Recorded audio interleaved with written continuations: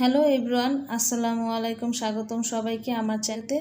আজকে আমি আপনাদেরকে তৈরি করে দেখাবো কই মাছ দিয়ে কিভাবে কচুরমুখী তরকারি রান্না। তো প্রথমে আমি মাছটাকে ভাজার জন্য আমি এখানে 6টি মাছ নিয়েছি। মাছটাকে কিন্তু আমি একটু কেচে নিয়েছি।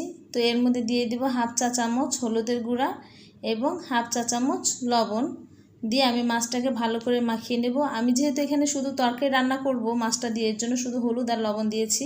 যদি শুধু ভাজা খাওয়ার জন্য ভাজতাম তাহলে আমি অন্য মশলা অ্যাড করতাম। তো আমার মাছটা এখন মাখানো হয়ে গেছে। তো এখন চুলায় আমি একটি ফ্রাই প্যান বসিয়ে দিয়ে এর মধ্যে দিয়ে দিলাম 2 টেবিল চামচ রেগুলার রান্নার তেল। তো এখন একে একে আমি মাছগুলো দিয়ে দিব ভাজার জন্য।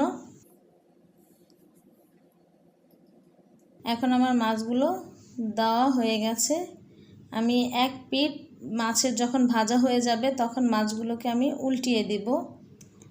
এখন কিছু সময় পরে কিন্তু দেখুন আমার মাছগুলো ভাজা হয়ে গেছে। আমি কিন্তু মাছগুলো কড়া ভাজিনি, হালকা ভেজে নিয়েছি এই পাশ ও পাশ। এখন চুলায় একটি প্যান বসিয়ে এর মধ্যে দিয়ে দিলাম আমি 2 টেবিল চামচ সয়াবিন তেল এবং 1/3 কাপ পেঁয়াজ কাটা। তারপর আমি পেঁয়াজটাকে আমি একটু ভেজে নেব যতক্ষণ পর্যন্ত পেঁয়াজটা নরম না হচ্ছে। এখন দিয়ে দেব এর মধ্যে আমি হাফ চামচ হলুদের গুঁড়া, হাফ চামচ মরিচের গুঁড়া এবং সামান্য কিছু পানি দিয়ে মশলাটাকে কষিয়ে নিব। এখানে মরিচ গুঁড়াটা আপনারা আপনাদের স্বাদ অনুযায়ী কম বেশি বাড়িয়ে নেবেন। এবং দিলাম হাফ চামচ জিরার গুঁড়া, হাফ চামচ রসুন বাটা এবং হাফ চা চামচের একটু কম আদা বাটা, মানে চা চামচের 3 ভাগের 1 ভাগ আদা বাটা দিয়ে আমি মশলাটাকে একটু কষিয়ে নেব এবং দেব স্বাদ মতো লবণ দিয়ে আমি মশলাটাকে আবার একটু নেড়ে নেব। এখন দিয়ে দিলাম সামান্য একটু পানি মশলাটাকে কষিয়ে নেওয়ার জন্য। যত পর্যন্ত মশলাটার উপরে তেল ভেসে না উঠবে ততক্ষণ আমি মশলাটাকে কষিয়ে নিলাম। তো এর মধ্যে দিলাম আমি আগে থেকে কুটে ধুয়ে রাখা হাফ কেজি কচুরমুখী ও একটি আলু আমি এখানে দিয়ে দিলাম। এখন এটাকে আমি কষিয়ে নেব। এটাকে আমি মশলাটা যতক্ষণ পর্যন্ত কচুরমুখী গায়ে না মিশছে ততক্ষণ পর্যন্ত আমি এটাকে নেড়ে নেব।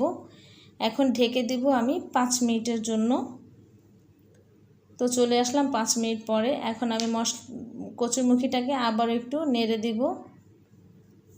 নেড়ে চেড়ে দিয়ে আবার ঢেকে দিলাম 10 মিনিটের জন্য। এই সময় কিন্তু চুলার জালটা একটু কম থাকবে, কম আঁচে দিয়ে আমি এটাকে জাল দিয়ে নিলাম। আবার 10 মিনিট পরে এসে আমি এটাকে আবারও নেড়ে দিলাম। তো আবার ঢেকে দিলাম আমি এটা যতক্ষণ পর্যন্ত সিদ্ধ না হচ্ছে। তো দেখুন আমার কচুরমুখীটা কিন্তু এখন সেদ্ধ হয়েছে, প্রায় 80% সেদ্ধ হয়ে গেছে। এই সময় আমি দিয়ে দেব পানি। আমি এখানে গরম পানি ব্যবহার করেছি। তরকারির মধ্যে কিন্তু গরম পানিটা ব্যবহার করলে তরকারিটা খেতে ভালো লাগে, আর ঠান্ডা পানি দিলে কিন্তু তরকারিটা সেদ্ধ হয় কম, ভালো লাগে না বেশি। তো আমার তরকারিটা আমি ঢেকে দেওয়ার পরে যখন বলক এসে গেছে তখন আমি দিয়ে দিলাম ভাজা মাছগুলো দিয়ে আমি মাছগুলো একটু ডুবিয়ে দিচ্ছি ঝোলের মধ্যে, আবারও ঢেকে দিলাম। তো এই পর্যায়ে দেখুন আমি একটু কাঁচামরিচ দিলাম 4টা, সামান্য এটাকে ঘেরান আসার জন্য ব্যবহার করলাম। তো এখন আবার দিয়ে দিলাম ধনিয়া পাতা কুচি দিয়ে আবার একটু ঢেকে দিব, এটার ঘ্রাণটা যাতে তরকারির মধ্যে মিশে, ধনিয়া পাতার ঘ্রাণটা, তার জন্য। এখন দিয়ে দিব আমি ভাজা জিরার গুঁড়া। আমি এখানে হাফ চা চামচ ভাজা জিরার গুঁড়া নিয়েছি। এটা আপনারা নাও দিতে পারেন, কিন্তু এটা দিলে তরকারির স্বাদটা অনেকটাই বেড়ে যায়, অনেক ভালোও লাগে তরকারিটা খেতে। তো আমার তরকারিটা এখন রান্না করা শেষ, কারণ কচুরমুখীগুলো সিদ্ধ হয়ে গেছে এবং আমার তরকারিটাও কিন্তু এখন রান্না হয়ে গেছে। আপনারা চাইলে এর সাথে একটু বেশি ঝোল রাখতে পারেন, আমি এইটুকু ঝোল রেখেছি। তবে একটা জিনিস মনে রাখতে হবে যে কচুরমুখী রান্না করলে কিন্তু ঝোলটা একটু বেশি রাখতে হয়, কারণ এটা রান্নার পরে কিন্তু ঝোলটা অনেকটাই শুকিয়ে যায়। তাই একটু আন্দাজ করে একটু বেশি ঝোল রাখবেন, তা না হলে কিন্তু যখন তরকারিটা ঠান্ডা হবে এই সময় কিন্তু তরকারিটার থেকে ঝোলটা অনেকটাই কমে যায়।